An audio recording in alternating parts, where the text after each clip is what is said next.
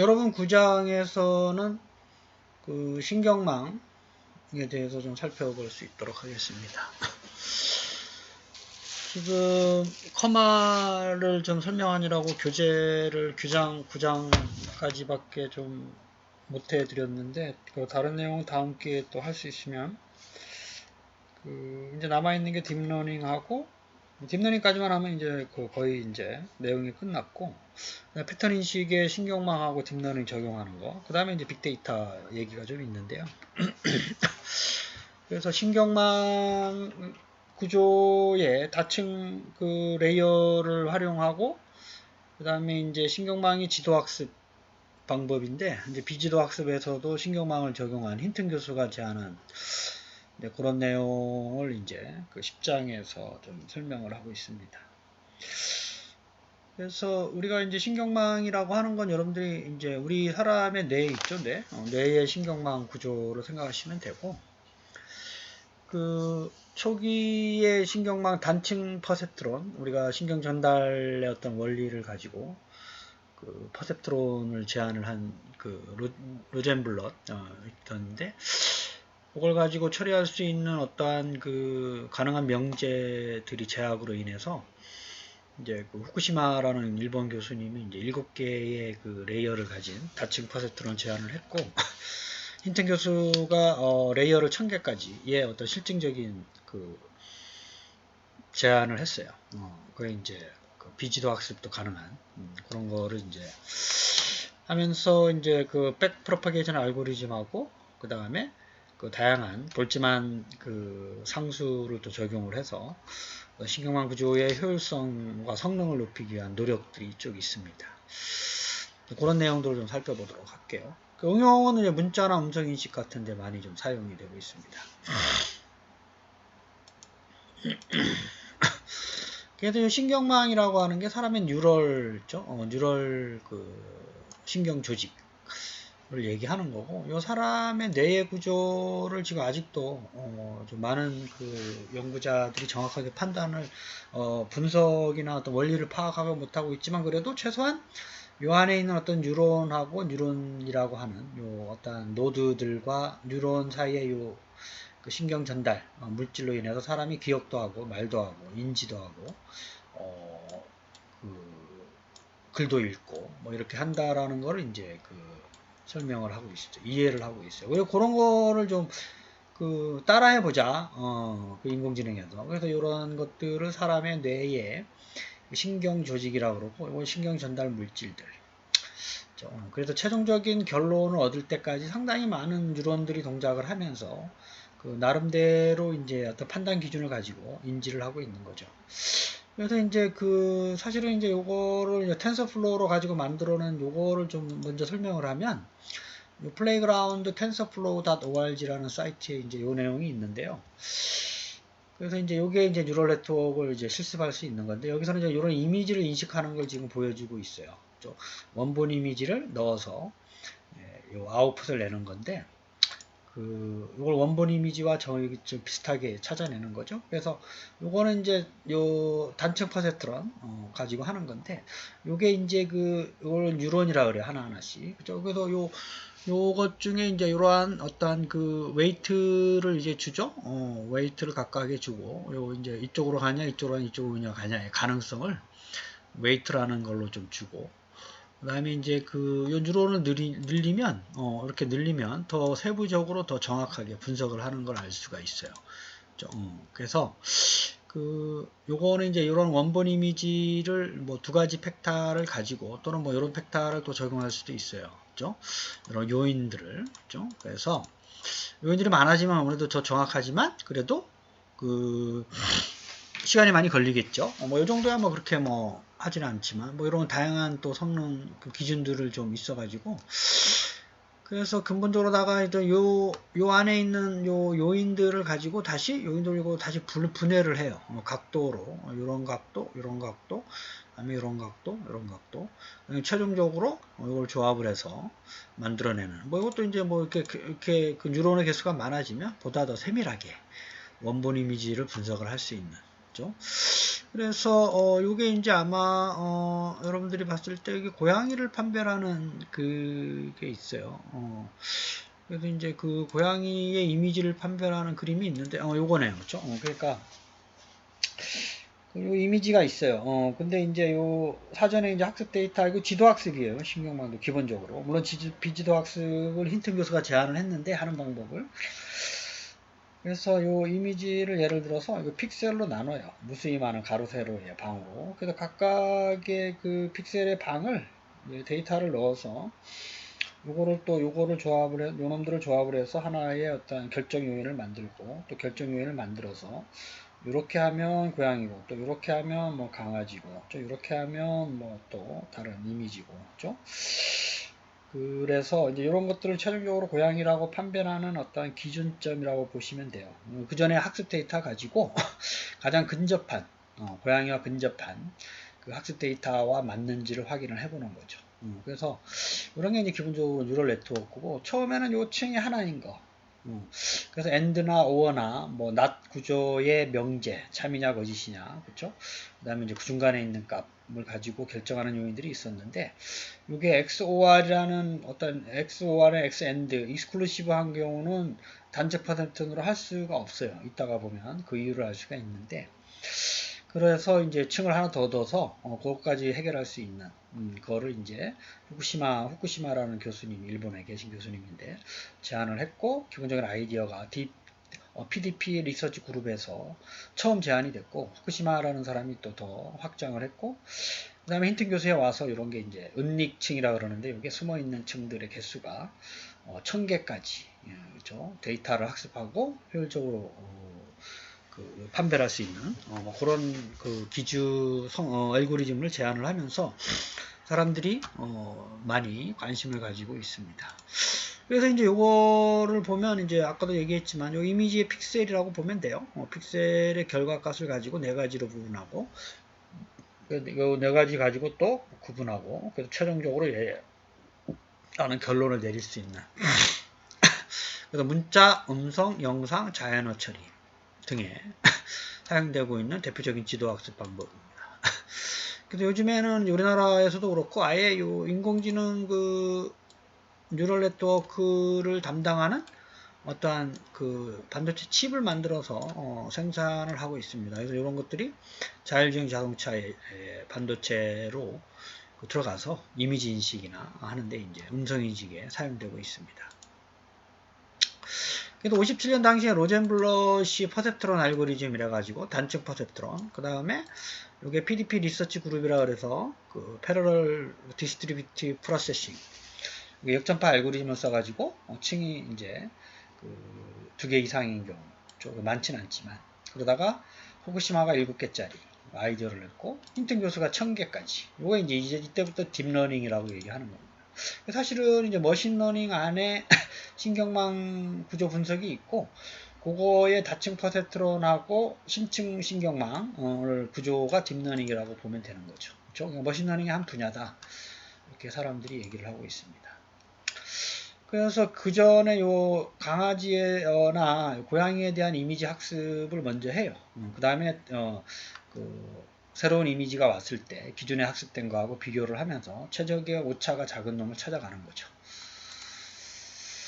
그래서 다층은 이제 이런 은닉층들이 여러 개 있는 걸 얘기합니다. 이런 경우는 백프로퍼게이션을 써가지고 학습의 효율성을 높여요.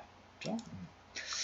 이게 PDP 리서치 그룹에서 낸 아이디어고, 요걸 이제 확장한 게 힌튼. 그 사이에 이제 후쿠시마 교수가 7개짜리 아이디어를 냈고, 그 다음에 이제 요, 아까도 봤지만, 요게 이제 웨이트가 있잖아요. 요 가는 길마다, 웨이트. 그죠? 웨이트가 높은 쪽으로 가는 게, 아무래도 더 정확한, 그죠?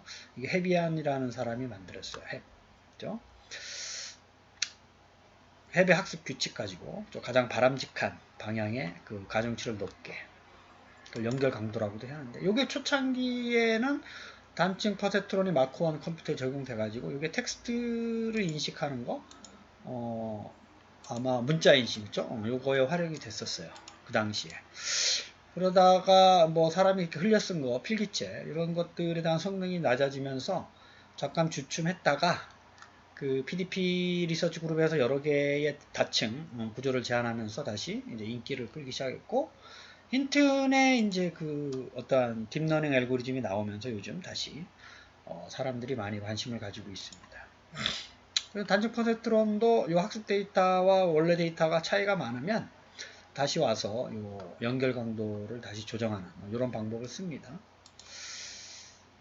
자, 이제 요게 이제 핵심적인 어떤 기본적인 아이디어인데요.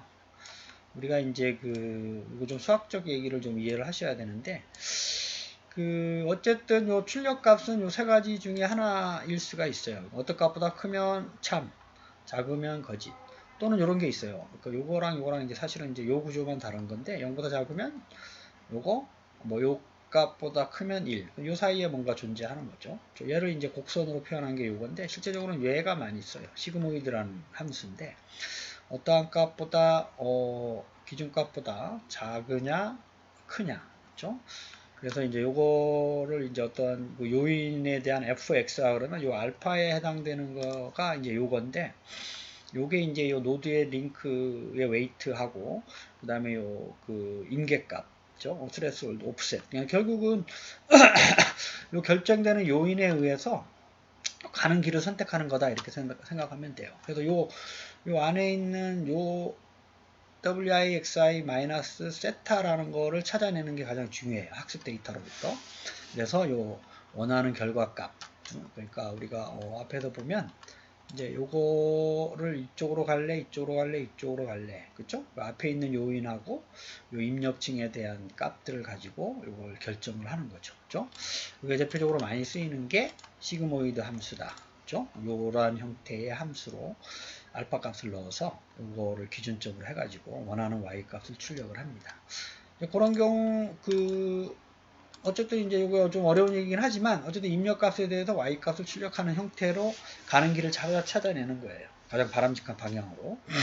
이거를 이제 우리가 다른 말로 액티베이션 펑션이라고 얘기합니다. 얘를 길을 액티베이트하는 결과 함수죠. 그래서 이게 사실은 이제 이걸 찾아내는 게 뉴럴 네트워크의 성능을 좌우하는 핵심적인 포인트인데, 우리가 이제 의사결정에서 보면 이 함수가 시그모이드인데 이 함수를 이제 그려보면 이런 형태가 되는 거죠.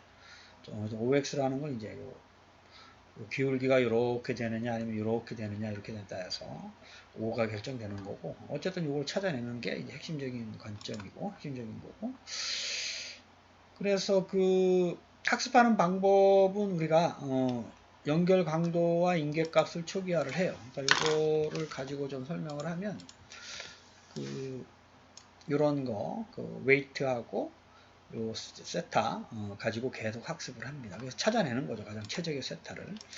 그리고 학습 데이터, 이게 이제 지도학습이라고 가정하는 겁니다. 출력값하고 실제적인 입력값들 사이에 오차가 가장 작은 요 fx를 찾아내는 건데, 그래서 이제 오차가 크면 다시 요놈을 조정을 하고, 그렇죠?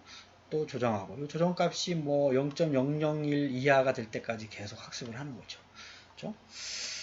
그래서 요걸 찾아내면서 새로운 이미지가 왔을 때 그 결과값에 따라서 결정을 할 수 있도록 하는 게 퍼셉트론 이론의 기본적인 아이디어예요. 그렇죠? 그런 경우에 이제 어떠한 결정되는 fx라는 요 논리가, 우리가 앞에서 말씀드렸었던 요 논리가 뭐 어떠한 기준값 이상이면 또는 기준값보다 작으면 이렇게 결정을 하는데, 이게 이제 결정 기준이 만약 두 개인 경우를 좀 보면 둘 다 거짓인 경우죠. 거짓. 그러니까 둘 다 참인 경우만 참인 경우는 이렇게 이런 fx를 찾을 수가 있어요. 그렇죠? 그리고 또 이런 것도 찾을 수가 있죠. and나 or. 그렇죠? 하나라도 참이면 참인 경우, 하나라도 둘 다 참인 경우만 참인 경우, 이런 fx를 찾을 수가 있어요. 이거는 y는 ax 더하기 b니까 이런 거에 요 fx를 그려야 될 거 아니에요. 그렇죠? 찾을 수 있는데 이런 경우는 이제 어렵다 이거죠. 둘 다 참이거나 둘 다 거짓인 경우는 거짓이고, 하나라도 참인 경우 참, 또는 이제 얘가 참인 경우, 얘가 거짓인 경우. 이게 이제 y는 ax, fx를 그릴 수가 없잖아요. 그렇죠? 이런 경우 좀 단층 컨셉트론 가지고 힘들어서 얘를 이제 나눠요. 이렇게 나누고 이렇게 나누죠. 그래서 비선형 함수 xor나 xand인 경우 이걸 나눠 가지고 그 다층 퍼센트론을 아이디어를 써서 백프로퍼게이션 알고리즘이나 그 힌튼이 제안한 다양한 그 뉴럴 네트워크 구조가 있어요. 그걸 가지고 해결을 합니다. 그래서 이제 XOR이라는 경우 이제 선형 분리가 안 되는 거죠. 요거는 이제 fx가 정확하게 그려지는데 얘는 이제 곡선의 함수를 찾아야 되기 때문에 쉽지가 않아요. 그래서 그 다층 퍼센트론 PDP 그룹에서 만든 XOR 이런 문제를 해결했죠. 요게 이제 그 단층 퍼센트론의 여러 개의 층 가지고 해결하는 겁니다. 그런 설명이 여기에 있어요. PDP 그룹에서 만든 그 다층 퍼센트론의 기본적인 아이디의 출발점이 여기고, 그걸 해결하기 위한 알고리즘이 백프로퍼게이션 알고리즘이에요. 그러면서 XOR 문제를 해결했습니다. Y는 fx의 일반적인 형태. 좀 어려운 개념이지만 기본적으로 여러분들 그렇게 생각하시면 돼요. 우리가 결국은 얘를 찾아내는 건데, 학습 데이터 가지고 이렇게 이런 구조인 경우는 쉽게 찾아낼 수가 있지만 얘가 어렵다 이거죠. 그래서 우리가 이 책에서 그걸 해결을 했고, 우리가 백프로퍼게이션 알고리즘으로서 그런 문제를 해결을 했습니다. 그 정도로만 이해를 하시면 돼요. 그 안에 또 깊이 있는 수학적 문제들이 많이 있기 때문에 여러분들이 혹시 관심이 있으면 또 별도로 또 찾아서 공부하시면 되고, 그래서 백점프 알고리즘은 원래 이제 입력층에서 이렇게 갔다가 하는 게 끝이었는데 웨이트 조정하는 거 정도였지만 얘가 뒤로 가면서 역방향으로 다시 학습을 다시 할 수 있도록 하는 게 백프로퍼게이션 알고리즘이에요. 왔다 갔다 하면서 학습한다 뭐 이런 얘기고, 그래서 그 학습할 때 델타 그레디언트 디센트 두 가지 방법이 많이 씁니다. 요 입력값, 요거 입력값에 따른 출력값이 여러 개의 데이터마다 다를 거 아니에요. 그 차이를 최소화되는 웨이트를 찾아 나가는 건데, 그 최소화되는 걸 값을 할 때 그 목표값과 오차 원래 출력값 목표값 사이에 차이의 제곱, 그러니까 차이만 하게 되면 얘가 플러스 마이너스가 있기 때문에 제곱을 하는 거죠. 얘를 잡게 되는 걸 계속 찾아 나가는 그 웨이트를 찾는 거고, 그레디언트는 그 오차의 제곱이 감소하는 방향으로 우리가 미분값을 가지고 찾아가는 방법이에요. fx의 미분값. 이제 그게 결국 요건데, fx가 이런 모양이다 그러면 그 결국은 이제 요점을 찾아야 되지만 적어도 요점을 찾아내자. 로컬 미니멈. 요걸 찾아내기는 쉽지 않으니까 요걸로 가자라고 하는 게 그레디언트 리센트 값이에요. 그러니까 이렇게 미분이 증가되는 방향이 아니라 감소되는 방향으로 가는 거죠. 여기로 가는 게 아니라 이쪽으로 가자. 여기로 가는 게 아니라 요걸 가자. 그죠? 이게 이제 그레디언트 리센트. 여러분들 수학 시간에 배웠던 1차 미분을 0으로 하는 값 중에 2차 미분이 그 감소해서 증가로 되는 값 포인트. 그죠? 그거 아마 여러분들 오래돼서 기억이 안 나겠지만 그런 아이디어로 찾아 나가는 과정입니다. 활용되는 거를 좀 설명을 할게요. 활용은 우리가 대표적으로 문자, 그 다음에 음성. 우리 문자는 그 M&A, IST 데이터들 있죠? 이걸 가지고 뉴럴 네트워크를 학습을 시켜요. 이런 모양은 다 0이야. 그래가지고 새로운 데이터를 가지고 얘가 학습할 때 얘가 픽셀로 나눠가지고 어떤 기본적인 뉴럴 네트워크의 구조나 웨이트를 갖고 있겠죠? 새로 들어오는 이미지랑 각각의 이런 것들에 대한 값들의 최소값을 찾아가면서 결과값을 내는 거죠. 그래서 아마 책에도 이제 그런 예제들이 많이 있어요. 문자를 인식하는 거라든지. 그래서 그런 것들을 이제 그 예제 뒤에 실습에도 많이 있는데, 제가 여러분들 컴할 시간에는 아마 이거 설명 이제 많이 못 해드렸지만 그 책에 보면 466페이지에 있는 거 있잖아요. 그거 한번 볼까요? 우리가 시간이 좀 텐서 T M&AI 책에 466페이지 예제가 있어요. 요 예제가 M&A IST라는 게 학습 데이터 그 숫자에 대한 이미지 학습 데이터가 있는데, 이게 이제 컨볼루셔널 뉴럴 네트워크 가지고 이제 하는 건데, 문자를 인식하는 거. 그래서 이게 좀 시간이 걸리니까. 그래서 또 요걸 가지고 실제 사람이 입력한 글자의 요거랑 가장 비슷한 구조를 찾는 거죠. 요게 이제 뉴럴 네트워크. 그 중에 컨볼루셔널 뉴럴 네트워크. 구조를 쓰는 거예요. 여기 나왔죠? 그래서 이제 만약에 제가 뭐 요거 2라고 한번 쓰면 좀 이렇게 얘가 2라고 찾아냈죠? 회귀 분석 방법에서 가장 이제 숫자가 높은 거. 그다음에 컨볼루션 뉴럴 네트워크. 그렇죠? 그 다음에 이제 클리어 해가지고 한번 이렇게 써볼까? 이거 얼마로 하는지. 요거는 이제 리그레션은 얘가 4로 인식을 하죠. 컨볼루션에서는 5라고 하고. 그러니까 이거는 정확하지 않은 거죠. 그렇죠? 그래서 그 다음에 뭐 8, 이렇게 8을 쓰면 요 정도는 이제 알아낼 것 같은데요. 리그레션에서는 3이라고 하지만, 컨볼루셔널 뉴럴 네트워크에서는 8이라고 했죠. 그러니까 이제 이렇게 픽셀로 나눠 있잖아요. 이게 픽셀로. 요것 중에 뭐 여기다가 이렇게 쓰게 되더라도 얘가 아마도 찾아낼 것 같은데, 요거는 이제 좀 둘 다 틀렸네요. 그쵸? 여기다가 이렇게 쓰더라도 얘가 아마 못 찾을 것 같은데요. 그쵸? 그래서 요거 픽셀로 나눈 것들에 대해서 이제 요게 센터라고 생각하는 여기를 기준으로 해서 써라 이런 얘기네요. 그죠? 그래서 뭐 이렇게 쓰게 되면 얘랑 가장 가까운 값을 이렇게 그래서 리그레션은 일반적인 회귀 분석 방법이고 이게 컨볼루션이 그래도 정확해요. 7이라고 인지하는 거죠. 이 픽셀에 대해서 각각에 해당되는 그 학습 데이터와 이놈하고 비교를 하는 거예요. 그 중에 이런 것들이랑 가장 비교해서 그 오차의 차가 최소가 되는 놈을 찾는 거죠. 그런 방법으로 하는 게 이제 뉴럴 네트워크이고, 컨볼루셔널 뉴럴 네트워크는 또 뉴럴 네트워크에 또 컨볼루셔널 펑션을 써서 하는 방법입니다. 이게 이제 사람이 컴퓨터로 쓴 거는 정확하게 알아먹어요. 근데 이제 이렇게 사람이 다양한 모양으로 쓰잖아요. 그런 경우는 이제 뉴럴 네트워크가 성능이 좋아요. 이것도 이제 아까 2라고 쓴 거 있죠? 이거 픽셀로 나눠서 요 방향, 요 방향, 요 방향에 있는 데이터를 넣어가지고 결국 2라고 알아맞추는. 저 옛날에 이제 그 단층 파세트론에서 썼던 방법입니다. 이게 이제 네오 코그니트론, 이게 새로운 그 인지, 이게 아마 후쿠시마 교수가 제안한 방법으로 쓰는 것 같은데요, 그렇죠? 그다음에 또 음성 인식, 그러니까 이게 사람이 목소리가 제대로 녹음 안 된 거에서 녹음 그 다음 내용을 찾아내는 기술.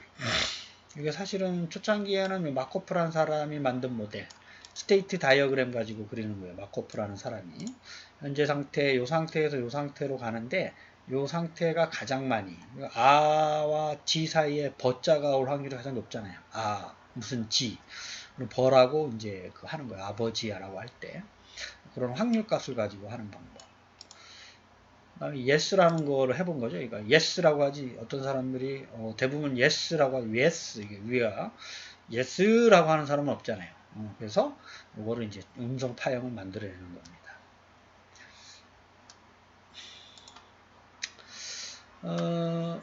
그 타임 딜레이 뉴럴 네트워크에서도 써서 많이 이제 그 문자 인식, 음성 인식이 썼었는데 요즘은 거의 신경망 구조의 성능이 워낙 좋고 또 딥러닝 기술이 워낙에 좋아가지고요. 그 헬로우란 말을 듣고 헬로우란 텍스트로 인지를 하는 거예요. 출력을.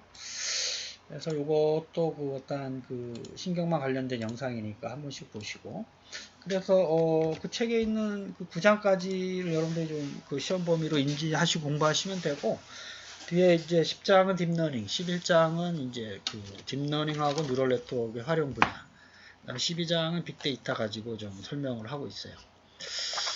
그래서 나머지는 여러분 방학 때 한번 보시고 이 책이 그래도 어렵지 않게 기본적인 개념을 인지하는 그 공부하는 데는 크게 여러분들이 그 어려움이 없으니까 방학 때 한번 1장부터 다시 한번 좀 쭉 한번 좀 정독을 하면서 하시고 특히 우리 과 학생들은 이제 좀 개념을 배웠으면 이제부터는 파이썬이나 텐서플로우 가지고 뒤에 있는 그 실습 예제들은 어떤 코딩 문제는 아니지만 여러분들이 그 파이썬 책이나 아니면 인공지능 그 구현 개발 관련된 책들이 좀 있어요. 그렇죠? 그래서 방학 때 어떻게 학습 데이터를 넣고 그 다음에 어떻게 그 리그레이션이면 리그레이션 함수를 만들고 그 다음에 요 뉴럴 네트워크인 경우 그 웨이트를 어떻게 만들고 백프로퍼게이션은 어떻게 구동이 되고 그 다음에 전체적으로 딥러닝 알고리즘은 또 복잡하게 어떻게 구현이 되는지 실제 그 간단한 그 개발 예제들, 특히 이제 GitHub에 그 가보면 엄청나게 많은 코드들이 설명이 되고 있습니다. 그래서 그런 내용들은 여러분들 이제 우리 과 같은 경우는 개발을 좀 코딩을 할 줄 알아야 되잖아요. 그렇죠? 기본적인 인공지능에 대해서 이해를 하셨으면 그 다음부터는 여러분들이 이제 프로그래밍을 하고 개발하는 능력을 보기 때문에 그리고 학습을 해주시고 1교 수업을 마치겠습니다. 감사합니다.